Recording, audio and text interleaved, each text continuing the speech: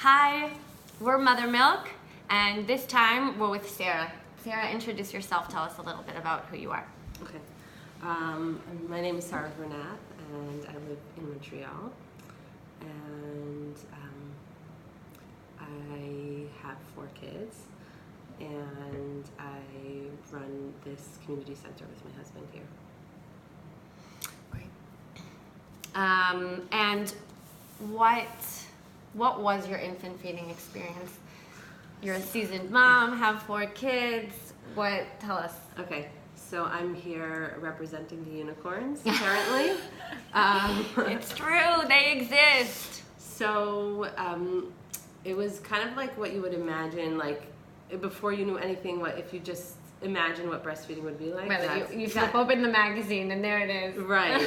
So the babies are born, they're placed on me, latched on right away, and smooth sailing. Unicorns, you said it. I didn't think that they existed. I managed to find the first. I'm sure some more are out there. Yeah. And all 4, like, so did they do the crawl and then? What's the crawl? You know, where they say like after delivery they put the baby on the mother and then they like crawl and find their way to the nipple and latch on. They were looking and latched on instantly. Wow, and like milk supply, not a problem. Not a problem.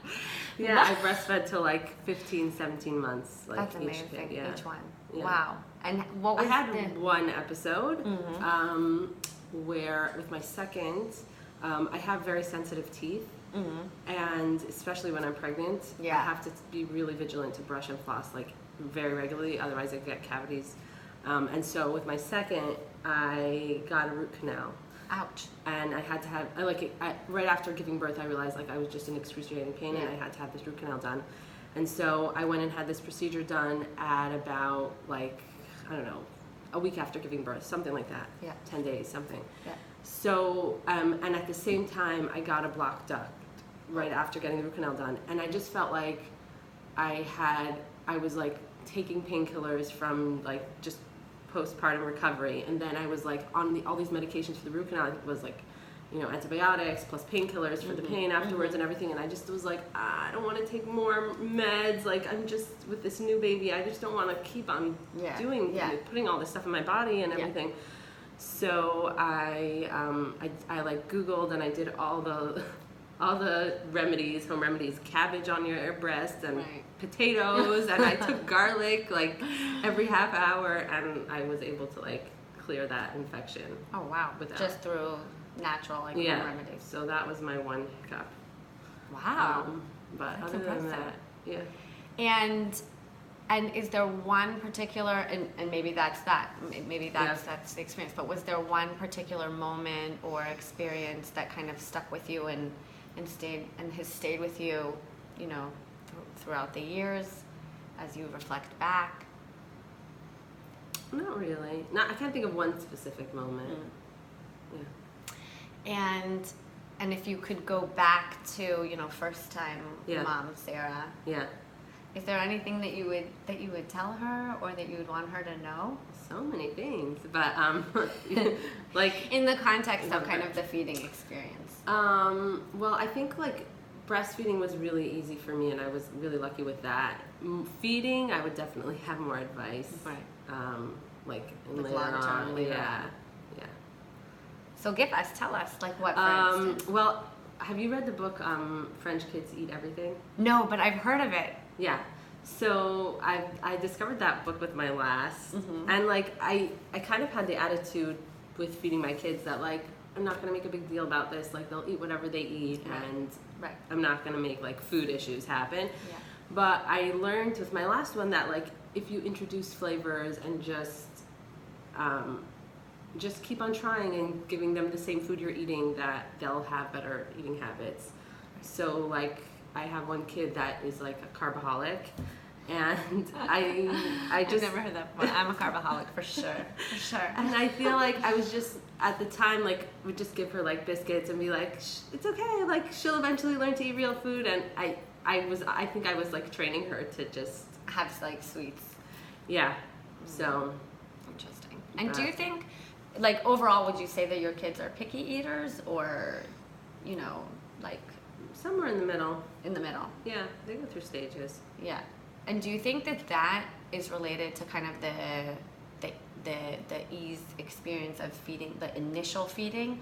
Like, because that went smoothly? Because sometimes I wonder if I find Sara to be my first to be a very picky eater, and I wonder if that is somehow related, whether because of kind of my approach and my difficulties those first few days of being able to kind of provide and nurture him, and that's kind of something that we've carried on in our relationship, or do you think that it's I don't really see I don't see a correlation. The only thing I do, my first was born like a month premature, so she didn't have any complications, but it was still kind of a shock, and she was very small, and so like I felt like I didn't feed her food for a while. Like I breastfed her like exclusively to like I think almost 10 months, something really intense.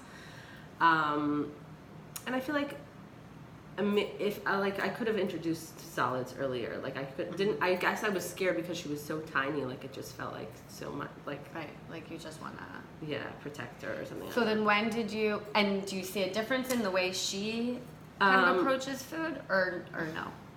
Like I don't know. I wonder if like now she's a lot older, so she's much more exploratory with their eating, and she's a great eater now. But she was pickier when she was very, very picky when she was younger, and I wonder if I would have introduced solids earlier, Would she have been? Yeah. That's interesting. Yeah. And so I'm just curious. Yeah. When did you introduce kind of solids with the others? Varying, like around like 6 months ish. Yeah. But I'm also like not a very rules person, so I never did the like. I had a lot of friends who did the book thing where you like do this thing first and this thing second. First start with potatoes, and then you right. move on to carrots, and then you Just do like the whatever peas. I had in the cupboard or whatever was. Yeah. Whatever was accessible. Yeah. And because I haven't yet spoken to a unicorn yet, so I'm very excited. I lost my question. Oh no. Oh, I got it. Did you have any preparation in advance? Did you know what to expect? Was there like, family history that was discussed? Did you know how you were fed and what your mom's feeding journey was and things like that? Or did you, literally, have the concept of like, this is what breastfeeding looks like, and that's how you kind of came to it? Okay. So, first of all, I was pretty young when my oldest was born, and she was born premature. So I was actually like in middle of like prenatal classes. I didn't even finish them. I think I was like just starting them because I just moved, and I was told like, your first is always born late. Right, you have tons right. of time to prepare for this. So I'd taken like 2 courses, and they were just like kind of the introduction to like pregnancy and whatever. Like they didn't get to like anything past like pregnancy really. Right. So I was totally unprepared. But like I didn't feel in my personal journey, like I didn't need to be prepared. Like as soon as she was born, Right. Everything just kind of fell into place. Yeah. She's like shining. Amazing. Incredible. Yeah, but I know from my mom, she had a much harder time. So when did you find that out? Did you find that out kind of as you became a mom, or did you find that out? I was aware of that as a kid, that like she had trouble breastfeeding, so we were actually she told me 2 things. I wonder. I'll tell you 1 second. First, she used to, at the time, she didn't want it. My mother's kind of a hippie, and she didn't want to give us chemicals and formula.